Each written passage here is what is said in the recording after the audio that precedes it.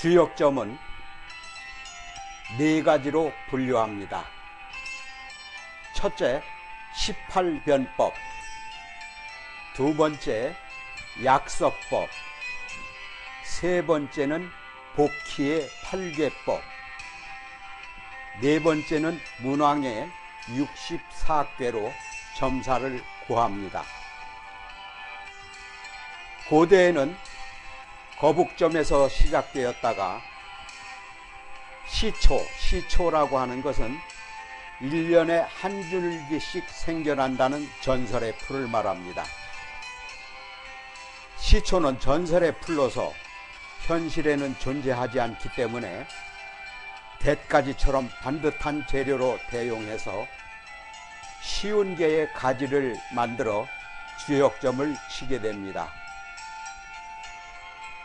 대나무 가지의 크기는 20에서 30cm 정도가 적당하며 굵기는 한 손에 움켜쥘 수 있을 정도로 붓대롱보다는 작고 젓가락보다는 굵은 것이 적당합니다. 주역점의 점사를 구하는 방법의 약서법을 살펴보도록 하겠습니다. 18변법을 완성하는 데는 긴 시간이 소요되고 마음의 동요가 생길 수가 있습니다. 18변법이 복잡하기 때문에 간략한 6번 서법을 사용하는 수가 있으나 약서법은 더 간단하고 긴 시간이 필요치 않으므로 정신을 집중할 수 있는 장점이 있습니다. 그러나 간단하고 쉬우며 정성이 적어질 우려가 있으므로 18변법보다는 더 많은 정성을 들여야 합니다.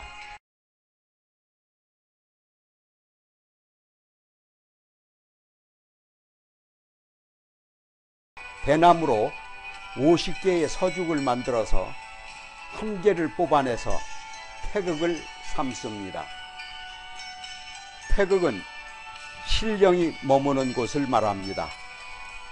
나머지 49개의 서죽을 가는 부분이 아래로 향하도록 해서 두 손으로 함께 잡고 점치고자 하는 사안에 대해서 집중하며 서죽을 이마에 댑니다. 그리고 북두줄을 12번 염합니다. 서죽을 부채살처럼 옆으로 펴고 숨을 참습니다. 정신이 하나로 집중되는 순간 두 손으로 서죽을 나눕니다. 이때 영의가 서죽에 감응을 하게 됩니다. 둘로 나눈 서죽 가운데 우측손의 서죽을 책상에 놓고 그 가운데 한 개를 취해서 좌측손의 약지와 새끼손가락 사이에 끼웁니다. 천지인 삼재를 나타내는 것입니다. 그리고 좌측손의 서죽을 우측손으로 8개씩 덜어내고 새끼손가락에 끼어있던 서죽을 보태 남은 수로 합궤를 정합니다. 똑같은 방법으로 해서 상궤를 다시 만듭니다. 그리고 다시 똑같은 방법으로 6개씩 덜어내고 남은 수로 동효를 정합니다. 서죽의 수가 하나일 경우에는 일건천, 2개일 경우에는 이태택, 3개일 경우에는 삼리화, 4개일 경우에는 사진뇌, 5개일 경우에는 오선풍, 6개일 경우에는 육감수, 7개일 경우에는 칠간산, 8개일 경우에는 팔곤지라고 합니다. 앞에서 말한 방법과 똑같이 해서 이번에는 6개씩 덜어내고 남은 수로 동효를 정합니다. 서죽의 수가 하나일 경우에는 초효라고 하고 2개일 경우에는 2효, 3개일 경우에는 3효, 4개일 경우에는 4효, 5개일 경우에는 5효, 6개일 경우에는 6효라고 합니다. 주역의 구조는 양음으로 구성된 세상에 양음이 어떻게 조화를 이루는가로 세상을 바라보게 됩니다. 양음을 표시하는 막대를 효라하고, 양은 이어진 막대, 음은 끊어진 막대를 말합니다.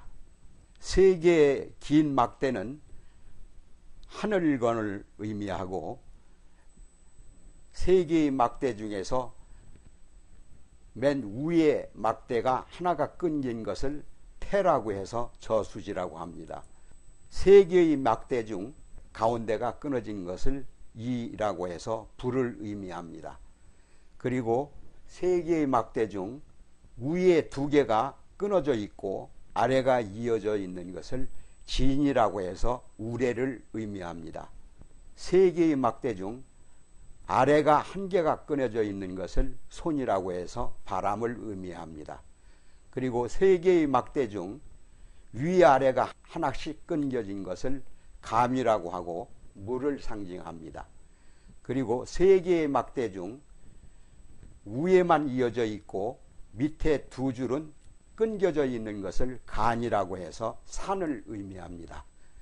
고는 세 개의 막대가 전부 끊어져 있는 것을 곤이라고 해서 땅을 상징합니다.